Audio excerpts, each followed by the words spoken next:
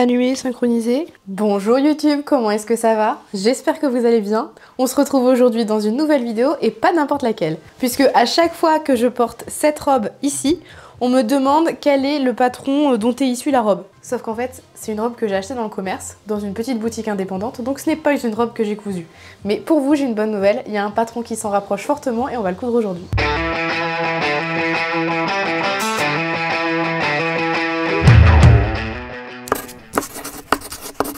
Alors, histoire que vous voyez bien, je vais descendre un tout petit peu la caméra pour que vous puissiez visualiser. C'est une robe cache-cœur. C'est un élastique à la taille, il y a des passants pour une ceinture, donc il y avait une ceinture qui allait avec mais je l'aime pas, donc généralement je mets pas de ceinture ou j'en mets une autre. C'est une fausse robe portefeuille, c'est-à-dire qu'il peut y avoir un coup de vent, la robe ne se lève pas. Il y a un volant assez large dans le bas, la robe arrive au niveau au-dessus du genou et donc il y a un pan ici. C'est un cœur croisé tout bête, il n'y a pas de pince. Les manches, c'est des manches 3/4 resserrées ici, donc elles sont pas resserrées au bout mais plus là. Et comme j'ai trouvé un patron qui s'en rapproche fortement, j'ai très envie de tester. Mais il faut que je vous montre le patron parce que c'est pas vraiment 100% la robe à l'identique. De toute façon, c'est une robe du commerce, donc à moins que je la patronne moi-même avec la coupe d'or ou avec une copine qui ferait des patrons, par exemple, je n'aurai jamais la même. Mais c'est pas grave, je vais vous montrer de quel patron je me suis inspirée. Décidément, j'arrive pas à mettre cette caméra comme il faut, trop haute, trop basse. J'espère en tout cas que je serai pas embêtée au moment du montage parce que j'ai de la musique en fond chez moi. Je déteste travailler dans le calme absolu. Faut toujours qu'il y ait soit la télé, soit de la musique, et là aujourd'hui c'est de la musique. Bref, j'espère que ça s'entendra pas au montage parce que sinon je vais me détester, ça va être hyper compliqué. Donc, comme vous l'avez vu dans le titre, je suis partie des robes et des tops bohème de Vanessa Pouzet. J'ai déjà cousu la jupe bohème, donc c'est une jupe, portefeuille en fait. C'est vraiment un truc qu'on croise devant nous, qu'on noue. Et en fait, elle a sorti une déclinaison, donc elle a sorti la bohème, donc c'est la robe longue. La midi bohème que j'avais, c'était la jupe courte. Enfin, la jupe longue, donc la bohème, c'était la jupe longue. La midi bohème, c'est la jupe courte que j'avais déjà. Et elle a sorti le top bohème, donc pareil, ça reste un top croisé qui se noue. Mais on peut associer le top et l'une des deux jupes pour avoir une robe, donc soit une robe longue, soit une robe courte entre guillemets. Alors quand j'avais fait la jupe, je m'étais dit heureusement que je la porte l'hiver avec des collants et un short parce que c'est vrai que je la trouvais hyper courte sur moi. Pourtant je suis pas beaucoup plus grande que la stature de base utilisée par la marque, donc j'ai rallongé un petit peu, enfin, je vous expliquerai au moment venu. Mais l'idée c'est de partir sur le haut du top bohème, le bas la mini bohème et d'assembler tout ça pour faire une robe qui au final va ressembler à celle-ci, mais ce sera une vraie robe portefeuille. Là moi c'est une robe qui est ceinturée. Après je vais voir, je vais faire la première version comme ça et c'est pas dit que je fasse 2-3 modifs pour vraiment avoir une robe avec ce petit volant qui peut s'ouvrir au vent et ne pas me retrouver à Walper. Bref, je vous montre tout ça. Alors du coup, j'ai un chat qui va vouloir me coller. Depuis que je suis rentrée, il est pire que mon ombre, mais c'est tout, c'est comme ça, je vais pas lui en vouloir. Je me suis absentée plusieurs jours, donc du coup là, il veut s'assurer que je ne reparte pas sans lui, donc je pense que c'est pour ça qu'il ne me lâche pas d'un centimètre. Je vous jure, ça va être très compliqué. Ça a été très compliqué hier pour aller me doucher par exemple. Donc la robe, association du top et du haut, elle a besoin de liens pour être nouée, puisque c'est une vraie robe portefeuille. Et je voulais vous montrer une technique que j'ai décidé d'appliquer pour cette robe que je n'ai jamais fait, donc ça va vraiment être un one shot avec vous, donc je vous montre. Il y a des liens comme ça à couper, il y en a plusieurs, donc ça c'est celui dans le tissu principal, j'en ai un autre et normalement il faut en couper 4 mais je n'avais pas assez de mon tissu, donc je me suis dit que j'allais prendre un autre tissu pour la doublure et je vais prendre un tissu noir tout bête, mais je vais vous montrer comment le couper, parce que quand on doit couper des liens pour des rectangles, que ça soit des liens pour faire des bretelles, pour faire des ceintures, quand on doit partir d'un vrai rectangle, je trouve ça hyper compliqué dans le sens où on a beau avoir un rectangle en papier sur lequel couper, ça fait jamais un vrai rectangle, on a le tissu qui dévie un peu toujours. Et je me suis dit que quand on fait des rideaux ou des voilages, on fait l'ourlet en tirant au fil. C'est-à-dire qu'on va retirer un fil de trame, ça va laisser un espace et on va couper dans cet espace-là et on va répéter ça plusieurs fois pour avoir des morceaux bien rectangulaires, que ça soit généralement dans la trame. On retire moins facilement la chaîne, mais quand ça arrive, on le fait également. Donc je me suis dit que j'allais faire ça pour les ceintures. Donc hier soir, j'ai coupé les 2 ceintures dans le tissu principal. Et là, je m'apprête à couper dans le tissu doublure parce que je n'avais pas assez de mon tissu principal. Je suis désolée, ça va être un noir. Donc ne commencez pas à me tirer la veste dans les commentaires si on ne voit rien. J'y suis pour rien, c'est noir. Et j'allais pas faire une doublure rouge puisque au moment où on va nouer la serviette, j'allais dire non. Au moment où on va nouer la ceinture, on va le voir. Donc je suis partie sur du noir.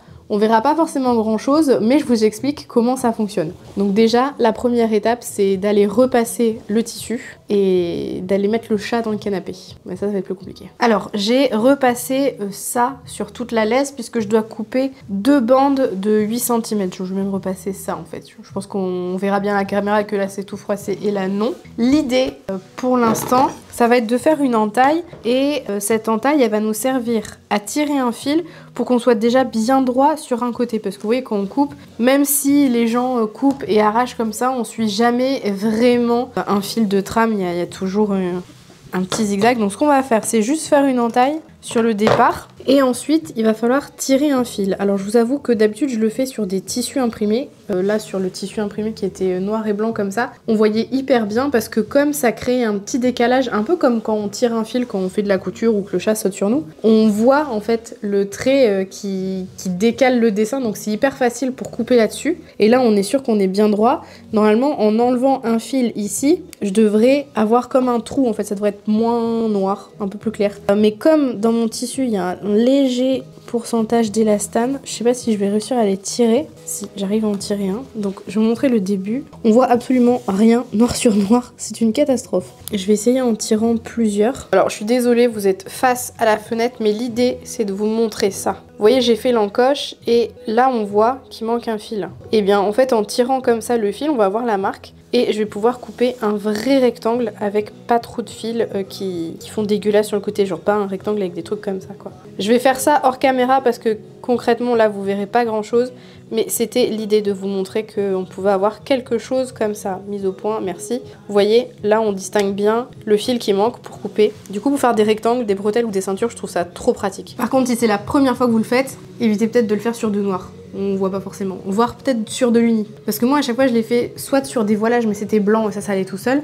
et soit là, sur la robe mais c'était blanc et noir. Et du coup comme il y avait un motif, quand un fil était tiré on voyait bien le décalage. Donc dans le noir ça devenait blanc, dans le blanc ça devenait noir, puis des fois c'était un peu entre les deux, donc on voyait quand même que le motif était décalé parce que le fil avait été tiré, c'était plus facile. Voilà, c'est juste un truc que j'essaye, je trouve que ça marche plutôt bien. Et moi je vous retrouve quand j'ai fini de couper mes morceaux de tissu. Je vous retrouve dans le bureau. Sachez que c'était une très mauvaise idée ce que j'ai voulu essayer de faire sur le tissu noir. Je ne voyais absolument rien, je me suis niqué les yeux et je pense que c'est pour ça que je suis en train d'avoir un tout petit mal de tête qui est en train d'arriver. J'espère juste que ça se transformera pas en migraine parce qu'avec les lumières qui sont au-dessus, je vous avoue que je commence à avoir très mal derrière l'œil et généralement c'est pas bon signe. Mais pendant que je suis capable de faire quelque chose et que j'en ai l'envie, eh ben on va commencer à coudre le vêtement. Donc je vais d'abord commencer par le haut parce que comme c'est un cache-cœur, c'est coupé dans le biais au niveau de l'encolure, j'ai pas envie que ça se déforme. Donc je vais commencer tout de suite par cette partie-là et je vais commencer par coudre les parmentures aux pièces. Comme ça je suis sûre que ça bougera pas. Et au fur et à mesure que je vais coudre les pièces, j'irai les surjeter également pour éviter d'avoir à trop les manipuler et que ça se détende. Parce qu'il y a le cœur croisé qui est coupé dans le biais, mais il y a également les jupes. Bref. Et puis les volants aussi. Ah, les volants c'est toute une histoire, mais les volants je les ai coupés qu'à moitié. Parce que les volants ça fait un escargot, donc j'ai coupé le tour de l'escargot, mais pour couper l'intérieur, je le ferai au dernier moment juste avant de le coudre, parce que je me souviens que quand j'avais fait la version midi bohème, donc juste la jupe, j'avais tout découpé et en fait c'était une catastrophe parce qu'à force que je bouge les tissus, et ben ça s'était déformé parce que forcément c'était coupé dans le biais. Je vais faire les bustes. Ah et aussi, dans les 2 dernières vidéos que vous avez vues, je regardais Outlander en train de, pendant que je cousais Brianna et Dougal, parce que je voulais absolument me refaire toute la série avant la reprise de la 2e partie de la saison 7, parce que j'avais complètement oublié tout ce qui s'était passé, je savais plus trop où ça en était. J'ai terminé, donc je commence les films de Noël sur Netflix. Voilà, me jugez pas, je sais que vous faites pareil. J'en suis là pour le moment, j'ai le devant qui est assemblé, donc le devant ressemble à ça. J'ai mis un droit fil thermocollant sur l'intérieur au niveau du col pour qu'il ne se détende pas. J'ai du coup surjeté les épaisseurs en double, donc il y a celle des épaules, celle des côtés. Et pour la parmenture, j'ai également assemblé la parmenture dos à la parmenture devant Elles sont entièrement thermocollées et j'ai également là aussi mis ma petite étiquette. Alors, est-ce que tu fais la mise au point? Ouais. J'ai mis ma petite étiquette directement sur la parmenture. Donc maintenant, je vais assembler parmenture sur l'ouverture, histoire que ça soit joli, etc. En fait, c'est un peu comme celle-ci. Sauf que là, c'est une parmenture rapportée. Il n'y a pas de couture entre la parmenture, le vêtement et la parmenture. C'est un truc rapporté. Mais je vais avoir un peu la même chose ici. Donc je vais assembler tout ça et faire une sous-piqûre pour que ça tienne correctement. J'ai cousu la parmenture sur le buste. Pour l'instant, je n'ai fait que coudre la parmenture. Ce que je vais faire maintenant, c'est cranter les arrondis et ensuite je vais faire une sous-piqûre pour maintenir la parmenture en place et éviter qu'elle ne ressorte. Donc petit coup de repassage et je vous montre la diff tout de suite. Je suis de retour accompagnée de la peluche. Je vous montre ce que ça donne puisque là j'ai tout surjeté, tout piqué, tout repassé et blablabla. Donc on a l'ouverture comme ça. On a la parmenture dos ici. Pour les devants, on a donc une parmenture qui se positionne correctement parce que j'ai tout cranté et j'ai fait une sous-piqûre. Et comme vous pouvez le voir en fait, j'espère qu'on verra, c'est arrondi, c'est pas droit en fait le cache-cœur. Et si vous voyez bien, j'espère qu'on verra bien que la mise au point se fera correctement. Il n'y a pas de couture visible sur l'extérieur, mais par contre on la voit à l'intérieur. J'espère qu'on verra bien parce que là je vous avoue, je cadre un peu à l'aveugle, hein. C'est-à-dire que je positionne ma main en espérant que la mise au point se fasse correctement. Et on ne voit, peut-être dans le blanc on le verra là, on voit la sous-piqûre ici. Et la sous-piqûre elle se voit uniquement dans la parmenture parce qu'une sous-piqûre ça se fait ainsi. En fait on va plaquer toutes les marges de couture vers la parmenture et on coud de ce côté là. Donc vraiment à chaque fois on va venir piquer côté parmenture à 1 mm ou 2, pas plus. De cette manière là, quand on va repasser, la parmenture sera à l'intérieur, elle sera prise en fait par la couture et elle va pas ressortir sur l'extérieur. C'est plutôt sympa et ça évite d'avoir une couture sur l'extérieur. Moi je trouve ça pas très joli. Je préfère du coup faire les techniques de sous-piqûre comme ça bouge plus. Maintenant qu'on a fait le haut, il faut que je regarde la suite parce qu'il me semble qu'il faut froncer le buste. Mais il n'y a pas de repère de fronce et je crois que ça nous donne une distance. Il faut froncer pour que ça représente X centimètres. Donc je vais regarder tout ça et je pense que je vais tester votre astuce de la laminette pour faire des fronces puisque... dans ma précédente robe, Brianna, il y avait des fronces partout. J'aime pas faire les fronces et vous avez été hyper nombreuses à me donner l'astuce de la laminette. Donc je vais regarder tout ça.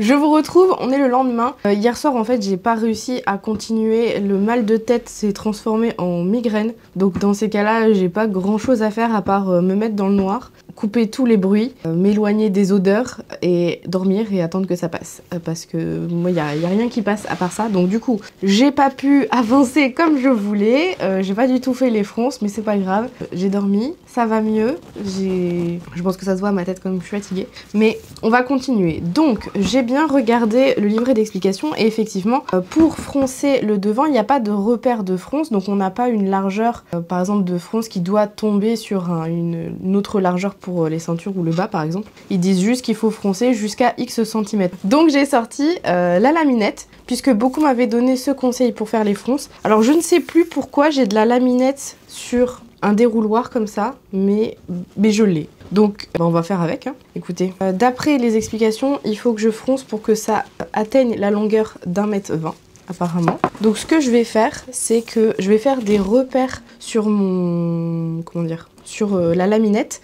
Comme ça, je pourrais prendre une marge supplémentaire pour tirer, surtout quand on arrivera à la fin. Donc voilà, je vais me faire ça. J'ai donc coupé mon petit morceau de laminette. J'ai fait un repère au milieu et j'ai bien mesuré 1,20 m. Sauf que je me suis laissé en fait, donc on verra bien au niveau de la caméra. J'ai fait des petits repères en fait sur la laminette et je me suis laissé de la marge pour pouvoir tenir et tirer quand j'arriverai à la fin. Et le repère du milieu. Du coup maintenant, je vais placer la laminette sur tout le tour et ensuite je vais la coudre dedans. Voilà, pas plus compliqué que ça. Enfin, pas plus compliqué. C'est la première fois que je le fais, alors du coup, je sais pas si je vais bien m'en sortir.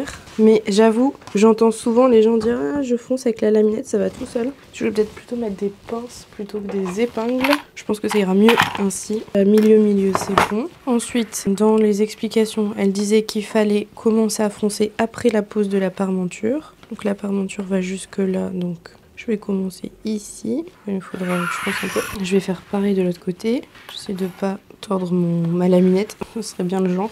Et donc pareil, là, la parmenture, elle s'arrête ici. Donc je vais le poser juste avant. Et je vais mettre une épingle pour que ça tienne ici. Le truc, c'est que maintenant, entre les deux, je vais tenir là. Je vais tirer. Ça me paraît pas trop mal comme ça. Essayer de... Là, ça tient. Je vais refaire un peu la même chose. C'est pas très académique, je pense, comme manière de faire. Mais écoutez, si ça fonctionne, ça fonctionne. Hein, on va se prendre la tête là-dessus. Je vais juste tirer ça correctement. Tac, je mets ici à peu près. Allez, hop. Bon, il n'y a pas beaucoup de zones à froncer. Parce que j'ai mesuré, en fait, avant le tour. J'avais 140 cm de parties à froncer et j'ai 140 qui doivent se retrouver en 120, donc bon, ça va encore. Le dos est pas méga foncé, donc là ça a pas très bien marché. C'est un peu dur d'avoir une même longueur à froncer. Donc, tac. Bah, je suis con, je vais faire comme ça. Hop. Histoire que j'ai pas plus de fronce devant que dans le dos. Et donc normalement je dois avoir une longueur à peu près similaire entre les deux côtés. Ouais, franchement à 1 cm près c'est la même chose. Bon, ben je vais passer le mètre dans mes cheveux, c'est tombé. C'est pas grave. Je vais froncer tout ça en tirant un petit peu et puis en piquant. Je pense que je vais faire un point zigzag. Bon, c'est pas très rapide comme manière de faire, hein, mais ça se fait. Attendez, je vous récupère. Entre temps, j'ai un copain qui nous a rejoint. Je vous avais dit, il peut pas se passer de moi. Donc, le carton. Pour essayer de ranger le chat dans un espace sur la table. Tu veux bien dans le carton, hein? Ouais, pile à ta taille. Ouais, limite un peu trop grande, hein. Tu peux pas trop te mettre en boule, hein. T'es pas tout serré. Mais c'est pas grave. J'ai posé la laminette, donc c'est pas froncé beaucoup, mais c'est froncé légèrement. De toute façon, il n'y avait pas énormément de fronce à faire, enfin de matière à répartir. Maintenant, il va falloir coudre les ceintures. Donc je vais faire d'abord la ceinture extérieure qu'on va mettre dessus. Et ensuite, je vais voir parce que je crois qu'il faut faire les jupes, ensuite faire les ourlets des jupes, enfin bref. D'abord, l'étape, c'est de poser les ceintures. Bon, ça ressemble pas à grand chose comme ça, mais faites un effort s'il vous plaît. Ça ressemble à quelque chose dans le genre là, avec les liens pour serrer.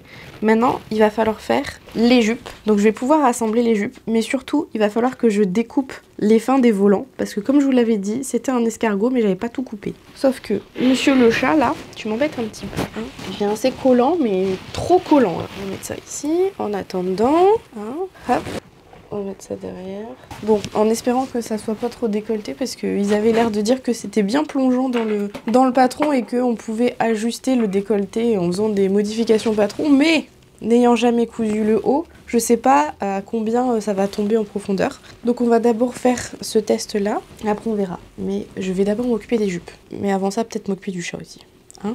Tu veux que je m'occupe de toi? Tu veux des papouilles? Mais regarde, je t'ai mis un super carton là, dans le carton, regarde, super carton là. Tu peux te coucher, t'es à côté comme ça, t'es dans une zone, tu joues pas avec les épingles, tu manges pas les pinces, tu te fais pas mal sur le tissu là. Allez, reste dans ton carton s'il te plaît. C'est pas le carton qu'il veut. Berlioz, ce qu'il aime faire, c'est ça. Voilà, ça c'est ce que fait Berlioz quand je travaille à la maison et que je suis sur l'ordinateur. Alors monsieur, il vient quand je fais mes vidéos. Donc tous mes collègues connaissent le chat. Voilà, parce que quand je travaille, je suis comme ça. Hein? C'est ça qu'il veut, ça c'est mieux qu'un carton. Sauf que quand tu fais ça, bah moi je fais pas grand chose. Hein? On est bien d'accord. Alors que si t'es dans le carton, t'as aussi des câlins. D'accord? T'es pas dans mes bras, mais t'es pareil. Hein, Jaja? Bon, je vous laisse. Que je vous explique cette histoire d'escargot. Non, toi t'es pas un escargot, tu restes là. Ça, c'est un des 4 volants. Donc en fait, il y en a 2 grands. Donc quand je dis grand, c'est la hauteur du volant. Donc j'en ai 2 comme ça, puisque la jupe est constituée de 2 pans. Alors vous verrez mieux si je vous montre sous l'envers, ça il y a la couture. Il y a un premier pan ici, un premier pan là, donc il y a autant de volants pour faire tout le pan. Donc j'ai 2 grands volants et j'en ai 2 plus petits. Alors ça, c'est le deuxième grand en hauteur et les plus petits sont ceux-là, comme ceci. L'idée c'est qu'en fait, vous voyez, je n'ai coupé que le tour. Et j'ai pas du tout coupé l'intérieur. Pourquoi? Parce que la dernière fois que j'ai fait ça, comme bah, vous voyez c'est coupé dans le biais, ça s'est tout déformé et tout, donc je me suis dit que cette fois-ci j'allais le découper au dernier moment. Bon, et Berlioz il a vu. Non, touche pas. Voilà, vous avez pas forcément bien vu ce qui s'est passé, mais je vous le raconte. Il y a un petit moustique qui vole et du coup, il vole dans la lumière, dans la green light, donc il y a Berlioz qui essaye de l'attraper. Bref, l'idée c'est que je découpe juste la partie de l'escargot, mais comme c'est chiant à couper à la paire de ciseaux, je vais le faire au cutter. Sauf que s'il y a le chat qui est en train de chasser sur la table, ça va être compliqué. Va chasser ailleurs. Voilà, il est parti, le moustique, va plus loin. Je vais prendre mes supports de coupe. Vous savez, j'avais acheté des petits tapis chez Ikea parce que je voulais tester si ça marchait, étant donné que si ça fonctionne, c'est vraiment un prix, c'était pas cher du tout. Bref, c'était moins de 5 € je crois. L'idée, c'est de voir si je peux faire passer juste la... Ouais, nickel. En fait, je dois couper juste... Vous verrez pas, je vais descendre. Hop. En fait, je dois juste couper ce trait-là. Clac, ici. Il n'y a que ça que je dois couper. Donc, je vais essayer de faire ça avec un cutter. Et comme j'ai pas coupé le papier, je vais prendre mon cutter à papier. Ça, je vais couper papier plus tissu. Je sais que c'est pas bien, mais on va faire avec, d'accord? Hop. Donc je vais essayer de découper tout ça. Je fais bien sûr le tapis à chaque fois. Je pense que ça ira mieux. Donc hop, ça tout sera coupé d'un coup. Alors, je sais que normalement faut pas lever sa lame et tout, mais là couper en rond, enfin en cercle, j'ai pas trop le choix. Je préfère tourner mon petit tapis, plus facile. Bon là c'est en vrai je sais que c'est pas bien ce que je fais parce que je coupe le papier plus le tissu en même temps. Donc j'abîme la lame, mais je coupe tellement peu souvent au cutter. Maintenant je vais continuer là. Parce qu'il faut que j'enlève le petit cercle là, au milieu. Enfin, un petit cercle, le trou quoi, vous avez compris l'idée. Ok, donc ça c'est bon. Et maintenant, petit bout à retirer. Et normalement, j'ai tout qui est découpé. Yes! Ça c'est nickel. Donc là, j'ai le pan du dessous. Donc il va falloir que je couse au pan du dessus pour faire un long pan. Et après, je vais faire la même chose avec le petit. Sauf que avant de coudre les pans sur la jupe, et ben en fait, il faut que je fasse le méga tout autour. Et ça, l'ourlet, je vais le faire à la surjeteuse. Je vais faire un point de recouvrement. J'aime bien, c'est tout simple. C'est plus rapide à faire qu'un point à la machine à coudre. Enfin, j'ai vraiment pas le coup pour faire des ourlets roulotés à la machine à coudre. C'est vraiment... j'arrive pas à avoir le coup de main. J'ai beau essayer de faire ça sur des chutes et tout. J'ai l'impression que quand je fais sur une chute, ça va super bien. Et que quand je passe sur mon tissu, mon vêtement principal, ça merde à fond. Donc j'ai décidé de faire maintenant les ourlets roulotés à la surjeteuse avec un point mousse. Comme ça, ça recouvre bien tout. Je vais essayer de vous montrer ça. Je viens de retirer mon truc de découpe. Je sais pas, peut-être avec la lumière, je vais réussir à vous montrer. Je sais pas trop. En fait, on voit la découpe en fait de l'escargot. Peut-être que ça se verra avec le reflet de la lumière. On voit la découpe, mais quand on passe la main, on sent pas. Du coup, il faudrait que je vois avec Sophie si ça fait comme son tapis de coupe qu'elle a acheté. Parce qu'en vrai, c'était ça que je voulais m'acheter, mais c'était un peu cher. Donc je me suis dit, je vais essayer une autre alternative. Avant de voir si ça vaut vraiment le coup, il faut que je mette de côté. Honnêtement, là, pour couper mes petites pièces, ça va assez bien. Donc je vais faire le deuxième. J'ai fini de faire les ourlets. Ça m'a pris en tout et pour tout le temps de changer la machine dans le bon réglage et de les faire. Ça m'a pris 25 minutes. Ces ourlets sont méga longs. Alors ça ne vaut pas l'ourlet de Brianna, si vous vous souvenez la dernière vidéo. C'était long, mais là c'est long quand même. C'est pas aussi long, mais c'est long quand même. Pour vous donner une idée de la taille de l'ourlet du grand volant, hop, voilà. L'ourlet commence ici et se termine là. Donc ça c'est le grand volant. Et il y en a un peu plus petit pour le petit volant. L'idée, c'est que les deux volants se superposent et qu'ensuite ces deux volants-là, on vienne les coudre dans le bas de la jupe. Donc à faire, j'ai fait vraiment un ourlet tout simple. J'ai fait les ourlets roulotés à la surjeteuse. Et ce que j'ai fait, donc c'est un ourlet rouloté à 2 fils. Pour celles qui ont une surjeteuse, donc moi j'ai un combiné surjeteuse recouvreuse, mais ça se fait également avec la partie surjeteuse, donc si vous avez juste une surjeteuse, vous pouvez le faire aussi. Ça se fait avec une aiguille et le boucleur inférieur. Et pour pas utiliser le boucleur supérieur, il faut mettre le convertisseur. Donc moi j'ai un truc à mettre dedans qui est déjà dans la machine à le basculer, sinon vous l'avez, peu importe votre machine. Et en fait dans le fil de l'aiguille, j'ai mis 2 fils, donc dans la même aiguille, et j'ai mis 2 fils mousse pour essayer de recouvrir un peu. Mais le fil mousse que j'avais n'était pas un fil très mousseux, c'est un fil mousse mais il existe plus gonflant, sauf que moi j'avais pas beaucoup de gonflant, donc j'ai pris... c'est pour ça que j'en ai mis 2, j'aurais pu en mettre plusieurs. Alors je sais pas si on verra bien à la caméra, est-ce que la mise au point va se faire. Donc voilà, j'ai mis en fil blanc, donc je trouve que la finition est plutôt canon. J'aurais pu le faire en noir également, mais comme la machine était en fil en blanc, je me suis dit je vais juste changer les fils à mettre dans l'aiguille, comme ça après quand je renfilerai normalement, ça sera nickel. Donc je vous ai montré l'endroit qui ressemble à ça, donc dans le bas, et l'envers du coup ça ressemble à ça. J'espère qu'on verra quelque chose. C'est un ourlet rouloté quoi. C'est ce qu'on retrouve généralement quand vous achetez des foulards, en fait c'est là où il y a tout le tour, ou aussi les torchons, les mouchoirs, les choses comme ça, enfin bref, c'est ce qu'il y a généralement autour. C'est bien fini, ça va plus vite quand même que de faire un ourlet classique à la machine à coudre, c'est quand même assez long quoi. Mais ça va tout seul. Donc l'idée maintenant c'est de superposer les deux volants, donc le grand et le petit, et ensuite de venir le coudre dans le bas de la jupe. Donc ce que je vais faire, je vais les assembler d'abord ensemble, comme ça sera plus facile après, parce que sinon il va falloir que j'épingle un premier volant sur la jupe, puis ensuite un deuxième volant. Donc moi ce que j'ai plutôt envie de faire pour le moment, c'est de les assembler à la machine à coudre avec un point large.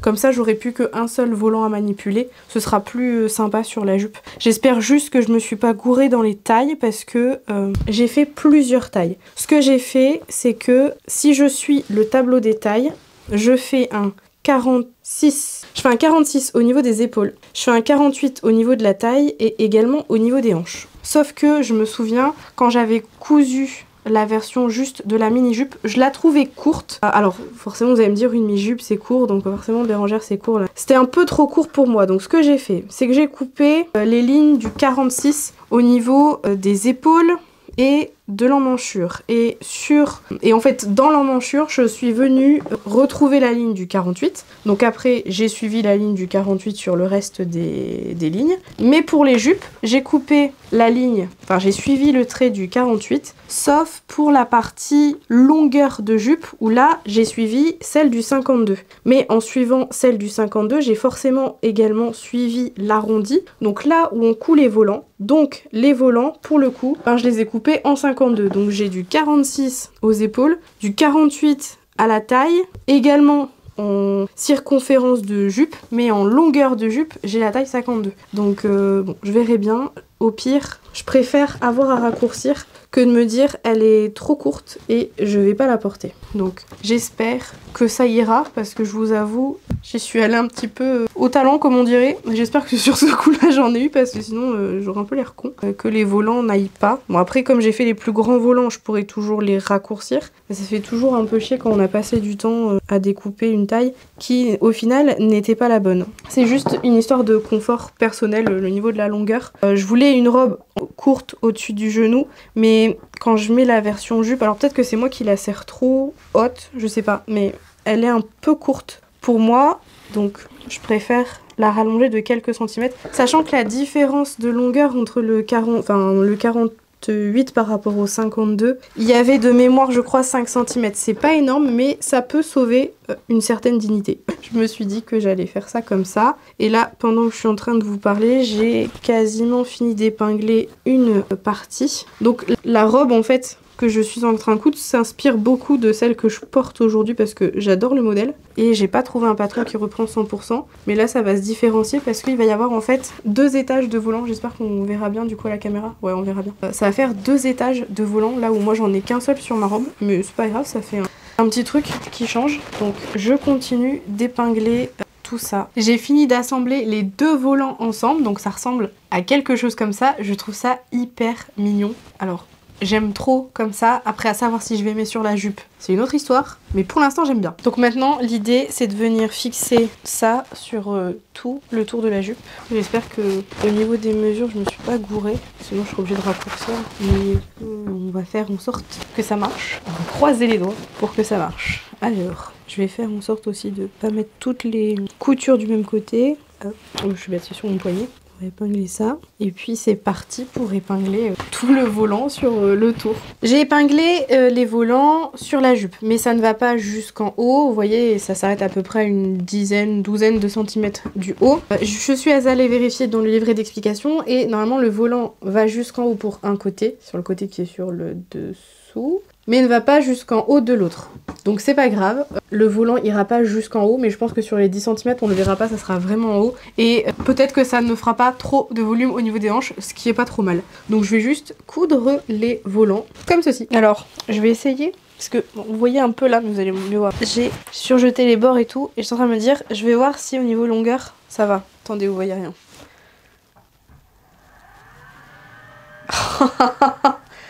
La praticité d'avoir fixé l'appareil sur la table. Attendez, je me suis à la pointe des pieds. Ça m'arrive juste au niveau du genou, si ça je le mets bien à la taille. Donc en espérant que la jupe, enfin la robe arrive, que la taille arrive bien à la taille, ça ferait quelque chose comme ça. J'aime beaucoup le rendu. Donc j'ai fini de coudre, hop, comme vous pouvez le voir. Attendez, je vais remonter la table à la bonne hauteur, comme ça je peux glisser mon siège en dessous. Hop, trop pratique cette table. Oula, attendez, je perds les épingles. Je vais vous montrer l'envers. Donc l'intérieur ça se passe comme ça. J'ai cousu les volants sur la jupe. J'ai surjeté, je sais pas, je pense pas que vous verrez à ce niveau de détail parce qu'il faut que je place tout bien et tout. Attendez, Hop, en espérant que la mise au point et le cadrage soient bons. J'ai pas retiré du tout le fil qui m'a servi à assembler les deux volants. Je me suis dit que ça resterait dedans. De toute façon, ça se voit pas. Et j'ai donc surjeté tout le bord. Et ce que je vais faire, c'est que pour la partie du haut où il n'y a pas le volant, en fait, je vais juste faire un repli. Je vais continuer, en fait, la partie du volant qui est là. Je vais juste faire un tout petit repli de 1 cm.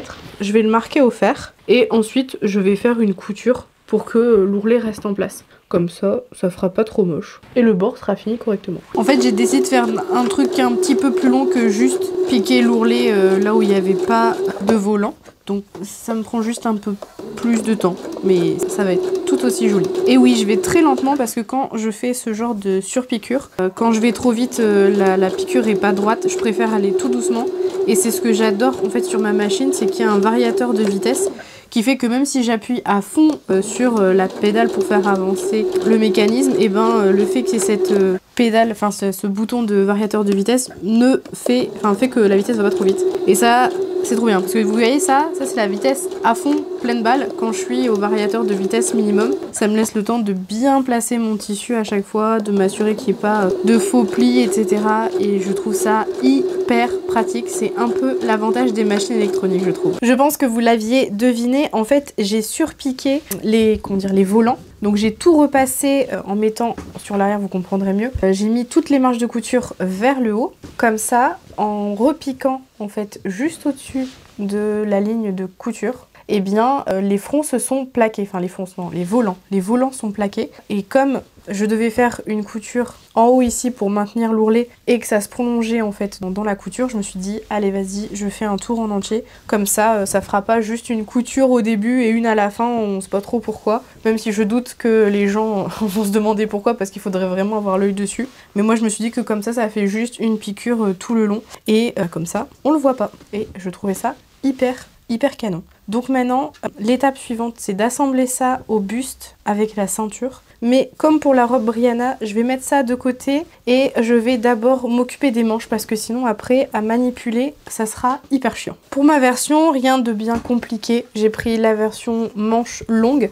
qui seront resserrées en bas par un élastique. Je crois qu'il y a 5 ou 6 versions de manches. En fait, il y a 7 versions longues ici. Plus court, c'est manche 3/4. Après, vous avez manches courtes. Et après, vous avez des manches chauve-souris, des manches, je sais plus quoi, papillon. Bon, bref, il y a plein de types de manches. Moi, je vais faire celle-ci, que j'aime bien, les plus simples. Et je vais les fixer tout de suite au buste. Alors, je vous entends. Oui, j'aurais pu le faire avant. Mais je sais pas pourquoi. Moi, j'ai fait le buste. Après, j'ai fait allez, basta, on fait les jupes. Et en fait, j'aurais dû enchaîner pendant que je faisais le buste. En fait, tout de suite faire les manches. Mais c'est pas grave.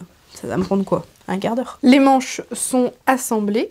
Maintenant, il ne me reste plus qu'à les fixer au buste. Et ça aussi, ça va me prendre à peu près encore un quart d'heure. Rebonjour YouTube, j'espère que vous allez toujours bien depuis la dernière fois. J'ai réussi à avancer sur les manches, avec un peu de mal à cause de je ne sais pas quoi, mais j'ai quand même avancé. Les manches sont cousues, je vais vous montrer ça, si j'arrive à le prendre dans le bon sens. Hop, pardon, hein, désolée. Hop, j'ai donc quelque chose qui ressemble à ça. Ça ressemble strictement à rien en vidéo, là, je suis désolée. On a la manche, on a un devant, ici. Là, vous voyez deux dos. Les manches sont cousues, les ourlets aux manches sont cousus également, mais je n'ai pas encore passé l'élastique dans la manche. Vous voyez, c'est une manche large, et moi, en fait, je veux resserrer pour faire une manche élastiquée et bouffante. Du coup, ça sera dans ce sens-là. Non, non, non, tu manges pas ça. Juste, c'est un tout petit peu compliqué en ce moment. Donc, pour le haut, c'est fait. Je vais maintenant m'atteler aux ceintures. Donc, enfin, pas les ceintures, c'est les liens.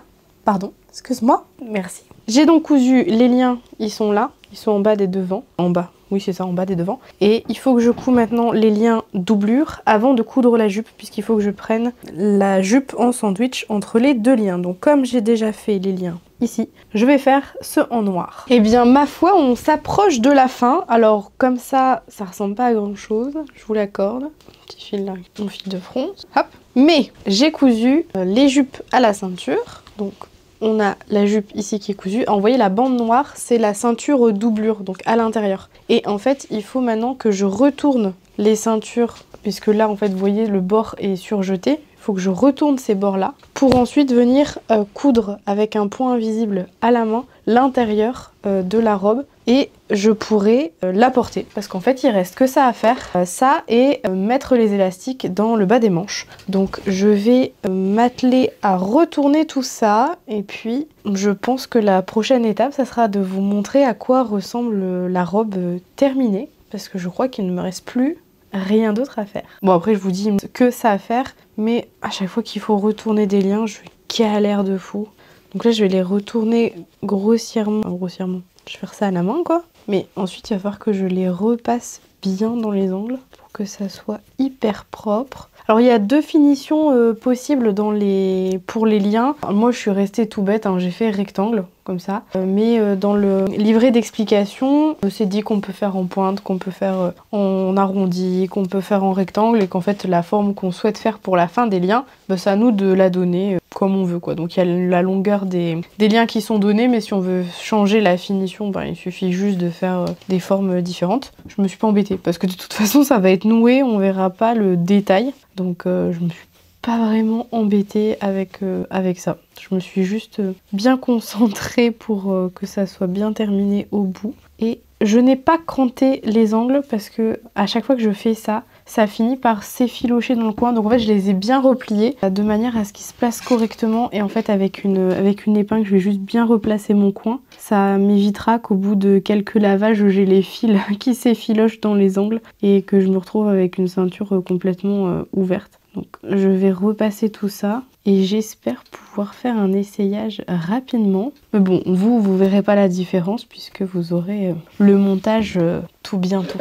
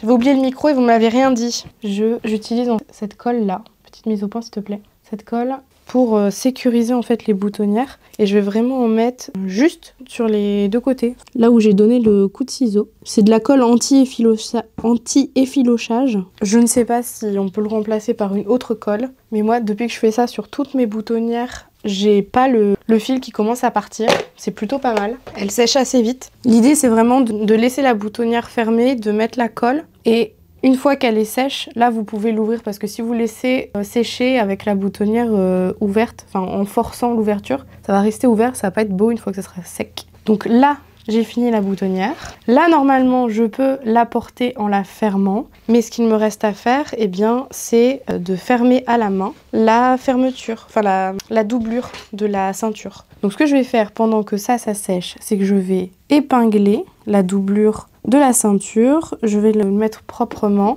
Et comme ça, ce sera prêt pour moi. Quand je regarderai la télé, je pourrai faire ça à la main, tranquillement. Et j'aurai ma robe qui sera terminée. Il faut aussi que je passe les élastiques dans les manches. Enfin bon, ça, vous l'avez compris, c'est vraiment une étape assez basique de passer un élastique dans un ourlet. Je vais pas vous faire l'affront de vous montrer ça. Je vous montre la robe une fois portée.